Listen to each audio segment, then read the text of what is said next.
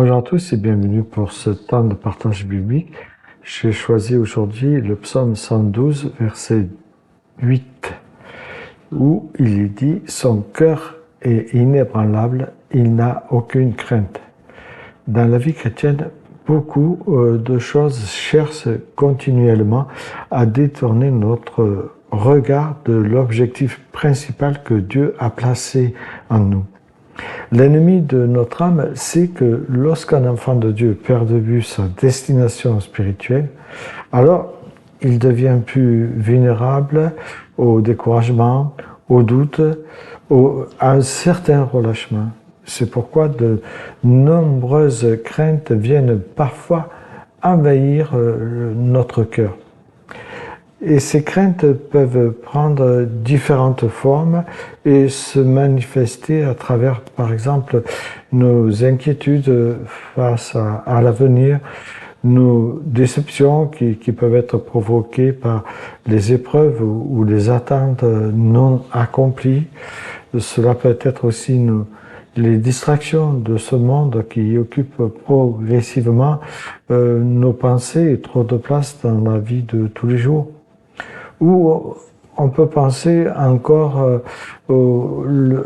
à ce regard constamment tourné vers le passé qui se mortifie envers ses erreurs, envers ses blessures, ou il reste dans le regret.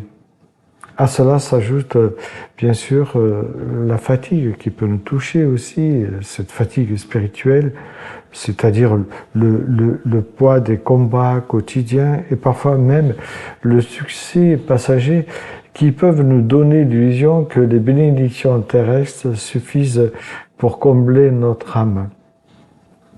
Pourtant, la Bible nous dit que celui qui persévère avec fidélité est souvent celui qui garde constamment devant lui une direction claire, non pas en s'appuyant sur ses propres forces, mais en mettant toute sa confiance dans le Seigneur.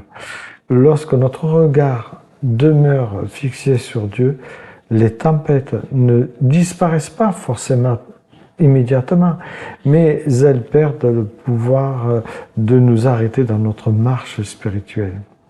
Celui qui marche en s'appuyant sur le Seigneur trouve la force de continuer, même lorsque le chemin devient difficile, car il sait que Dieu demeure fidèle à ses promesses. L'objectif spirituel n'est pas simplement un idéal lointain réservé à quelques croyants considérés comme plus forts ou plus saints que les autres. Il ne s'agit pas non plus d'un rêve qui est inaccessible.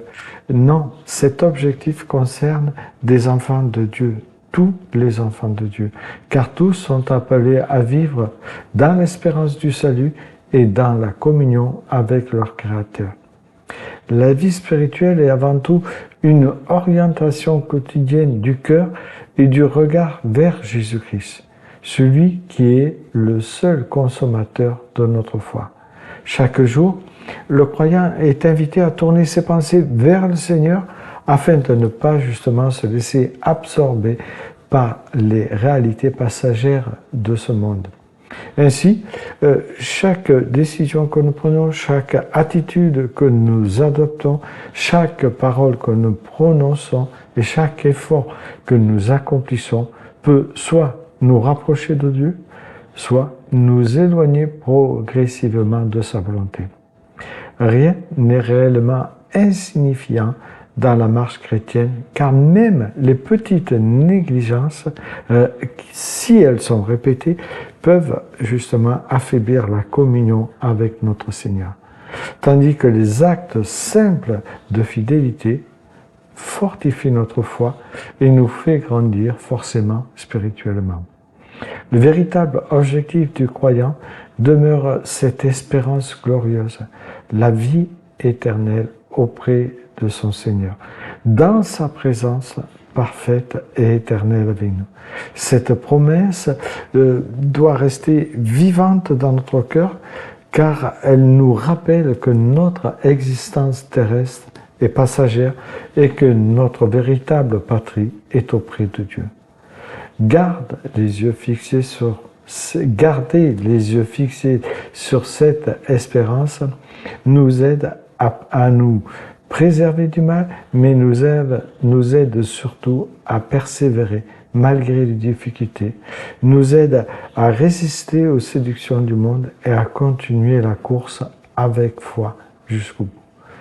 Et comme l'apôtre Paul le dit dans Philippiens 3,12, ce n'est pas que j'ai remporté le prix ou que j'ai déjà atteint la perfection, mais je cours pour tâcher de le saisir, puisque moi aussi, j'ai été saisi par Jésus-Christ.